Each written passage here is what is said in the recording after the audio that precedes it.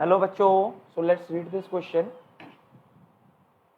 The question says that a uniform thin cylinder disc of mass m and radius r is attached to two identical massless springs of spring constant k, which are fixed to the wall as shown in the figure. The springs are attached to the axle of the disc and symmetrically on the either side of the at a distance d from its center. The axial the axle is massless and both the springs and the axle are in the horizontal plane. The unstretched length of each spring is L and the disc is initially at its equilibrium position with its center of mass at a distance L from the wall. The disc rolls without slipping with velocity v equal to v naught I cap. The coefficient of friction is mu. We have to find net external force acting on a disc when the center of mass is at displacement x with respect to its equilibrium position. तो सबसे पहले इस question में जो हमारा की concept है वो क्या है?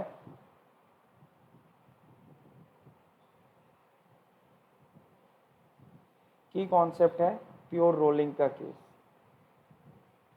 Including SHM. तो बेसिकली ये प्योर रोलिंग का केस है. रोलिंग विदाउट स्लिपिंग में प्योर रोलिंग का केस लगाते हैं. तो ये एक डिस्क है जिसके ऊपर दो स्प्रिंग्स लगे हुए हैं और ये जो स्प्रिंग लगा हुआ है बेसिकली तो इसको कितने जो इसके ऊपर फोर्स लग रहा होगा, क्योंकि ये रोलिंग मोशन है तो ट्रांसलेशनल और रोटेशनल दोनों इस पे हो रहा होगा.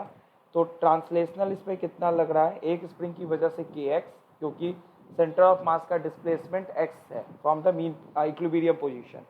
तो टोटल एक स्प्रिंग की वजह से x, तो दो स्प्रिंग की वजह से simply 2kx minus frictional force which is equal to MACM. तो कहीं ना कहीं हमको MACM की वैल्यू निकालनी है. अब हमको ये पता है जब यहाँ पे हम टॉर्क इक्वेशन लगाएंगे तो टॉर्क के लिए क्या लिखेंगे, फ्रिक्शन का टॉर्क होगा F into R is equal to ICM into alpha. और प्योर रोलिंग के केस में ACM की वैल्यू क्या होती है, R अल्फा होती है. तो हम इसको यूज करते हैं, friction into R. Moment of inertia of the disc is mr square by 2 into alpha. R यहाँ से कैंसिल आउट हो जाएगा.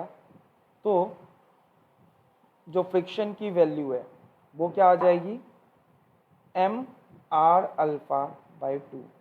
और अब हम ये वाला कॉन्सेप्ट यूज़ कर लेंगे, क्योंकि ACM R अल्फा होता है तो यहाँ से हम R अल्फा की जगह ACM पुट कर देते हैं.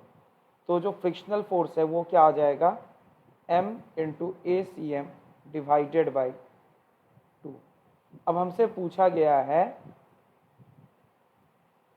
MACM की वैल्यू, तो this is 2kx minus MACM by 2 is equal to MACM. तो यहाँ से 2kx is equal to 3MACM by 2. तो यहाँ से MACM की वैल्यू जो आ रही है this one is 4kx by 3. अब ये एक्सटर्नल फोर्स बेसिकली नेगेटिव में इसलिए आएगा क्योंकि ये स्प्रिंग फोर्स की वजह से लग रहा है, सो नेगेटिव साइन इसकी वजह से आएगा. So option D is correct one. I hope you have understood the solution very well and all the best.